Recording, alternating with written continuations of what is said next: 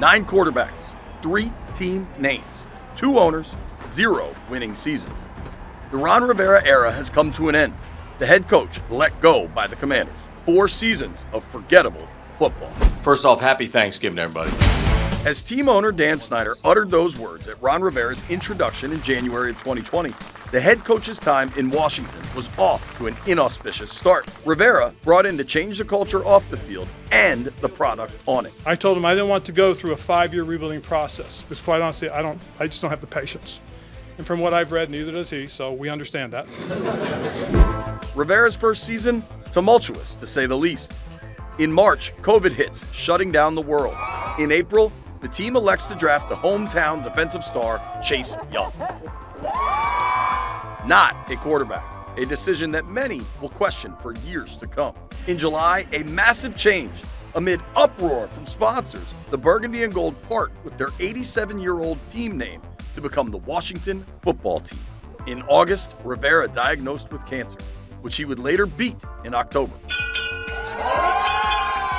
A busy December and January saw highs for the football team, beating the undefeated Steelers on the road. In spite of some of the decisions I made today, they played their off. And becoming NFC East champs, despite a losing record of 7-9. And of course, there was that epic, close playoff loss to the eventual Super Bowl champion Buccaneers, with chants of Heineke heard across the DMV. 2021 features many moves that don't pan out. Drafting linebacker Jamin Davis in the first round, who has underperformed during his time in D.C.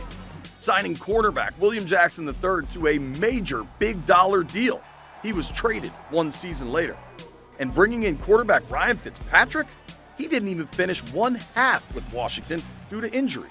Chase Young tears his ACL in November, but it was a happy Thanksgiving as Washington reels off 4 straight wins, only to finish the year losing 4 of their last 5 games.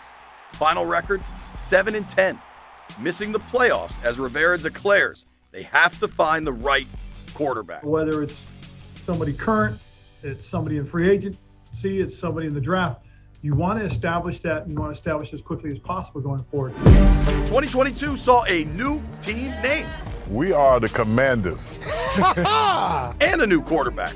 The Commanders traded for Carson Wentz. I can see a clear vision of hopes and dreams and where we want to go. That decision doesn't exactly work out. Why do you think the teams in the division are farther ahead at this point? Quarterback. Everybody keeps wanting to say, I didn't want anything to do with Carson. Well, I'm the guy that pulled out the sheets of paper, that looked at the analytics, that watched the tape in the when we were at Indianapolis, okay? And that's what pisses me off, because the young man doesn't deserve to have that all the time. After turning to Heineke, Rivera goes back to Wentz with the playoffs on the line at home against Cleveland. The Commanders lose 24-10. After the game, we learned Rivera was unaware the team's playoff future was already sealed. If you guys are eliminated today by what happens at 4 o'clock, is Sam Howell in consideration? We can be eliminated. The year ends with some promise as rookie 5th-round quarterback Sam Howell starts and wins against the Cowboys. But the final record, 8-1, missing the playoffs once again as offensive coordinator Scott Turner is fired at season's end.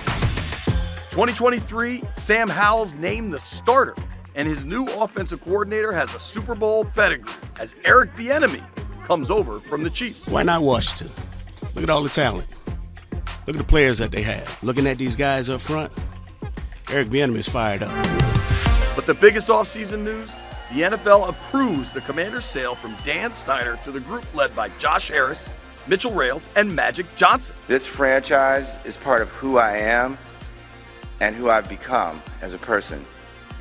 But being a fan is not enough. The era of good feelings after the sale continues into the new season as the Commanders start 2-0 for the first time since 2011. But things go downhill after that, leading to an emotional outburst by team captain John Allen after a loss to the Giants. Does it get frustrating when that team... Yes, it does. I'm fucking tired of this shit. Fucking tired of this bullshit. It's been 7 fucking years of the same shit. Tired of this shit. The defense, the center of attention as Washington trades away stars Chase Young and Montez Sweat at the Halloween deadline. And after getting dominated by Dallas on Thanksgiving, Rivera makes a change. firing defensive coordinator Jack Del Rio. We're all culpable. Believe me, we all are. Coaches and players as a group. You know, we have to be better. We know that. Shaking it up now gives us an opportunity to do some things differently. But Del Rio's departure doesn't change much, and Howell and the offense join the defense in the struggle department. The Commanders lose their last 8 games. Final record, 4-13. Third straight season missing the playoffs. At the end of the day, it was simply time for a change. Ron Rivera may be a great person, but his time in Washington was anything but. I'm JP Finley, News 4 Sports.